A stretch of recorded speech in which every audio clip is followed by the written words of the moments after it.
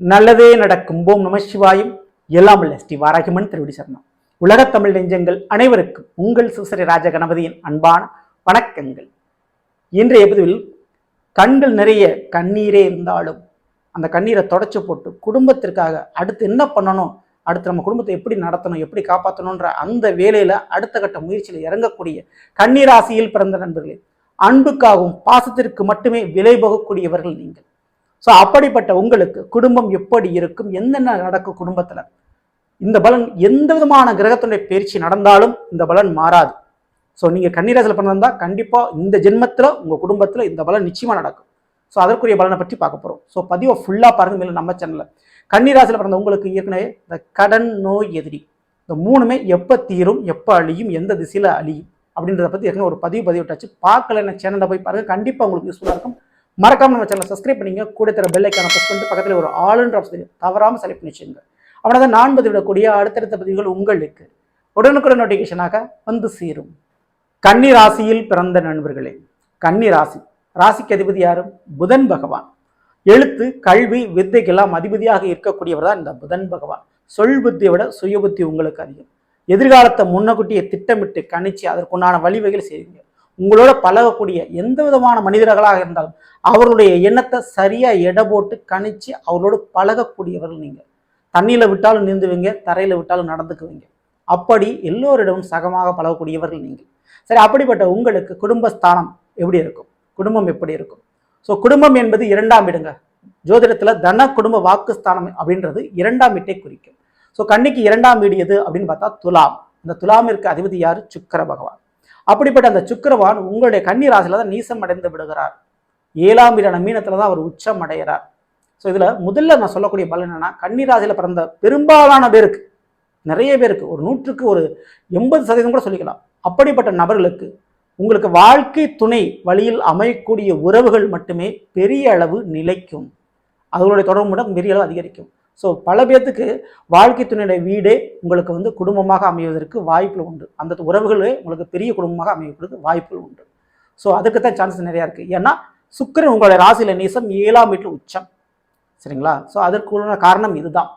So மேலும் சுக்கிரன் உங்களுடைய ராசியில் நீசம் அடைகின்ற ஒரு காரணத்தினால் குடும்பத்தில் ஒரு நபருக்கு கண்டிப்பாக கலப்பு திருமணம், காதல் திருமணம் ஏற்பட வாய்ப்புண்டு. முதல்ல இந்த குடும்பம்னா என்னங்க, யாரை சொல்கிறேன் அப்படின்றத தெளிவாக நீங்கள் புரிஞ்சுங்க. குடும்பம் என்பது உங்களுடைய தாய் தந்தையர், உங்கள் கூட பிறந்த சகோதர சகோதரிகள், உங்களுடைய வாழ்க்கை துணை மற்றும் உங்களுடைய பிள்ளைகள். ஸோ இதுக்குள்ளதான், இந்த உறவுகளுக்குள்ளதான் நான் சொல்லக்கூடிய பலம் நடக்கும். சரிங்களா?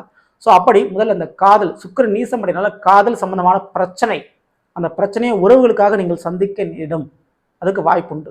அதே போல் 2 வீலர் சம்பந்தமான விபத்து, சிறுநீரகம் சம்பந்தமான பிரச்சனைகள் ஏற்பட வாய்ப்புண்டு, உங்களுக்கோ உங்கள் உறவுகளுக்கோ. ஓகேங்களா? கண் சம்பந்தமான பிரச்சனை ஏற்பட வாய்ப்புண்டு. ஸோ இதெல்லாம் மைனஸ். ப்ளஸ்ன்னா என்னென்ன எங்கே இருக்குது அப்படின்னு கேட்டிங்கன்னா, கண்டிப்பாக உங்களுடைய குடும்பத்தில் ஒரு நபராக அரசியல் அல்லது சினிமா போன்ற விஷயத்தில் பிரபலமாவார்கள், மிகப்பெரிய பிரபலமாகக்கூடிய யோகத்தினை பெறுவார்கள். அதனால் பெயர் புகழ் உங்களுடைய வீடுகளில் நிலைக்கும், ஓங்கும்.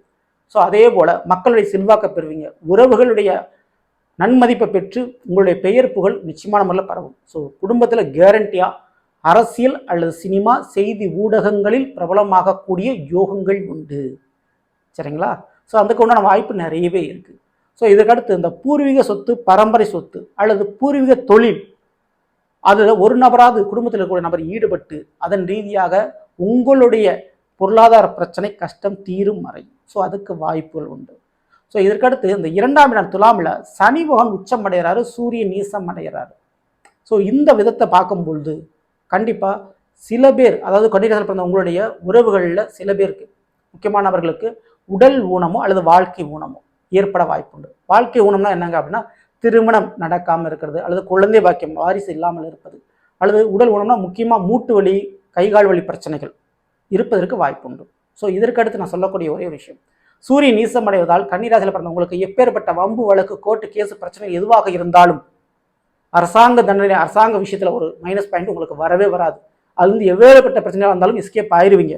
நீங்கள் மட்டுமல்ல, உங்களுடைய உறவுகளும் தான். ஸோ அதனால் அரசாங்க வழியில் ஒரு லாக்கில் ஒரு பிரச்சனை மாட்டிக்குவீங்க அப்படின்றதுல பயப்பட வேண்டாம். எப்பேற்பட்ட கோர்ட்டு கேஸ் வழக்குகளாக இருந்தாலும் உங்களுக்கு சாதகமாக முடியும். அதே போல் உங்களுடைய உறவுகள், கூட பிறந்த சகோதர சகோதரிகள், ஸோ அவர்கள் விஷயத்தில் ஒரு நிலத்தகராறு, சொத்துக்கு தகராறு ஏற்பட வாய்ப்பு அதிகமாகவே உங்களுக்கு இருக்குது. ஸோ அதே போல் குடும்ப கடன் ஏற்படக்கூடிய சூழல் அதிகமாகவே இருக்குது. ஸோ இது எல்லாத்தையும் தாண்டி அதீத ஒரு யோகங்கள் அதிர்ஷ்டங்கள் அப்படின்னு பார்த்தா குடும்பத்தின் வாயிலாக என்ன கிடைக்கும் உங்களுக்கு அப்படின்னு கேட்டால், நிரந்தரமான ஒரு பரம்பரையான ஒரு தொழில் அல்லது வேலை அமைவதற்கு வாய்ப்பு உண்டு. அது எந்த மாற்று கருத்தும் இல்லை. அதே போல் தாய் மற்றும் தாய் வழி உறவுகள், வாழ்க்கை துணை உறவுகள் மற்றும் கட்டிய வீடு, இந்த மூணில் ஏதாவது ஒரு விஷயம் உங்களுக்கு வாண்டடாக கிடைக்கக்கூடிய வாய்ப்பு உண்டு. அதாவது வாழ்க்கை துணை வழியில் சொத்துக்களோ, தாய் மற்றும் தாய் வழி உறவுகள் மூலமாக சொத்துக்களோ, அல்லது வரவோ வருமானமோ, அல்லது உங்களுக்கு கட்டிய வீடாவே கிடைப்பதற்கு வாய்ப்புகள் அதிகமாக உண்டு. ஸோ இப்படிப்பட்ட வாய்ப்புகள் உங்களுக்கு இருக்குது. அது குடும்பத்தின் மூலமாக, குடும்ப சப்போர்ட் மூலமாக கண்டிப்பாக கிடைக்கும். அதே போல் குடும்ப கடன் இருக்குன்னு நான் சொல்லியிருந்தேன். அந்த கடன் பிரச்சனை உங்களுடைய பிள்ளைகளாலே குறைக்கப்படும், கவலைப்பட தேவையில்லை. ஸோ பிள்ளைகளால் கண்டிப்பாக குடும்ப கடன், குடும்ப எதிரிகள் அழிக்கப்படுவார்கள். அதில் நீங்கள் தைரியமாக இருக்கலாம், பயப்படாமல் இருக்கலாம். சரிங்களா?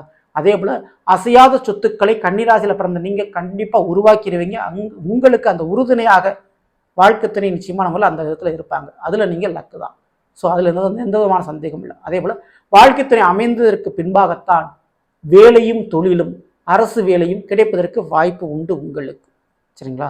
பிள்ளைகள் வந்ததுக்கு பின்பாக தான் நிரந்தரமான ஒரு உத்தியோகம் உங்களுக்கு அமையும். அதுக்கு சான்சஸ் நிறைய இருக்குது. மேலும் உங்களுக்கு பொறுத்தவரை கன்னிராசியில் பொறுத்த வரைக்கும் ராசிநாதன் புதன்வான் கன்னிராசியிலே உச்சமடைகிறார். ஓகேங்களா? அதனால எத்தனை வேலைகள் பார்த்தாலும் சைடில் ஒரு சொந்தமாக ஒரு தொழில் எப்போவுமே பண்ணணுன்றத ஐடியா வச்சுக்கோங்க. அது நிரந்தரமான ஒரு வருவாயை உங்களுக்கு கொடுக்கும். அந்த தொழில் குடும்ப தொழிலாக இருக்கலாம். ஸோ அதுக்கு வாய்ப்பு உண்டு. அதனால் பரம்பரை தொழில், குடும்ப தொழிலில் தொடர்பு உங்களுக்கு ஏற்படும். அப்படி எதுவும் எங்கள் அப்பா அம்மா பார்க்கலங்க, அந்த மாதிரி எதுவும் தொழில் பண்ணலங்கன்னா அவர்கள் பண்ணக்கூடிய வேலை அல்லது குடும்பத்தோடு சேர்ந்து தாய் தந்தையோடு சேர்ந்து ஒரு பிஸ்னஸ் பண்ணிக்கிறது ரொம்ப ரொம்ப உங்களுக்கு நல்லது. ஸோ இதை பண்ணும்போது கன்னிராசிக்காரங்களுக்கு மிகப்பெரிய ஒரு நன்மை உங்களுக்கு நடக்கும் நிச்சயமான முறையில். அது எந்த விதமான சந்தேகம். மேலும் சரி, இதெல்லாம் ஒரு பக்கம் இருக்கணுங்க, எனக்கு குடும்பம் என்பது என்னுடைய திருமண வாழ்க்கை இன்னும் அமையலை, திருமண வாழ்க்கையில் பிரச்சனை ஏற்பட்டு கணவனை பிரிஞ்சு இருக்கிறோம், குழந்தைகள் விஷயத்தில் கொஞ்சம் கஷ்டம் இருக்குது, குழந்தைகளுடைய பேச்சுக்களை கேட்கல, அப்படி வாழ்க்கை துணை முதல் பிள்ளைகள் வரை ஒரு பிரச்சனை இருக்குது, பிரிவுகள் இருக்குது, கருத்து வேறுபாடு இருக்குது, இன்னும் எனக்கு அமையலை, இப்படி இந்த விஷயத்தில் பிரச்சனை இருக்கக்கூடிய நீங்கள் செய்ய வேண்டிய ஒரே ஒரு விஷயம், கன்னிராசியில் நீங்கள் பிறந்திருக்கீங்கன்னா காமாட்சி, ராஜராஜேஸ்வரி அல்லது லட்சுமி தேவி போன்ற தெய்வங்களை பௌர்ணமி தினத்தன்று அல்லது 3ஆம் பிறைன்னு சொல்லுவாங்க, அமாவாசை கழித்து அதுக்கடுத்து வரக்கூடிய 3ஆம் பிறை திருதிய திதி அன்றைய தினம், ஒன்று பௌர்ணமி அல்லது 3ஆம் பிறையில் அந்த திதியில் காமாட்சி, ராஜராஜேஸ்வரி அல்லது லட்சுமி தேவி போன்ற தெய்வங்களை வணங்க வேண்டும். அன்றைய நாள் போய் இரவு ஒரு 6 மணிக்கு மேலே அந்த தெய்வங்களை வணங்கிட்டு வாங்க. குறிப்பாக கரும்பு சாற்றால் அபிஷேகம் அல்லது கரும்பு சாத்தி வழிபாடு பண்ணுறது, கரும்பு படையல், அது கரும்பு வச்சு வணங்கிட்டு வர்றது, இந்த வழிபாடுகளை பண்ணும்போது குடும்பத்திலையும் உங்களுடைய பிள்ளைகள் வழியிலையும் உங்கள் வாழ்க்கை துணை வழியிலையும் இருக்கக்கூடிய எப்பேற்பட்ட பிரச்சனைகளாக இருந்தாலும் சரியாகும். தவறான வழிக்கு போன பிள்ளைகள் கூட திருந்தி மனம் மாறி குணம் மாறி வருவார்கள். உங்களுடைய பேச்சுக்களை கேட்காத பிள்ளைகளோட உங்களுடைய பேச்சுக்களை கேட்பார்கள். ஸோ இந்த ஒரு வழிபாடை பண்ணுங்க, நிச்சயம் குடும்பத்தில் இருந்த குழப்பம் பிரச்சனை நீங்கி நிம்மதி சந்தோஷம் கிடைக்கும். ஸோ தவறாமல் நீங்கள் பண்ணிக்கங்க. ஸோ நல்லது நண்பர்களே, நாம் இன்றைய பதில் கன்னி ராசியில் பிறந்தவர்களுக்குரிய பலனை பற்றி பார்த்தோம். நிச்சயமாக உங்களுக்கு பயனில் பற்றி வரணுங்கிற பிடிச்சிருந்தால் லைக் பண்ணுங்கள். மேலும் நண்பர்களுக்கும் உறவினர்களுக்கு வந்து மறக்காமல் ஷேர் செய்யுங்கள். இதுவரை நம்மளுடைய சேனல் சப்ஸ்கிரைப் பண்ணாமல் இருக்கணும், சப்ஸ்கிரைப் பண்ணிக்கங்க. கூட தர பிள்ளைக்கான ப்ரெஸ் பண்ணிட்டு பக்கத்தில் ஒரு ஆளுன்ற பற்றி தவறாமல் செலக்ட் பண்ணி வச்சுங்க. அப்படின்னா தான் நான் பதிவிடக்கூடிய அடுத்தடுத்த பதிவுகள் உங்களுக்கு உடனுக்குடன் நோட்டிஃபிகேஷனாக வந்து சேரும். மேலும் அடுத்தது சந்திப்போம். நன்றி, வணக்கம். நல்லதே நடக்கும். ஓம் நம சிவாயம். எல்லாம் வல்ல ஸ்ரீ வராகியம்மன் திருவடி சரணம்.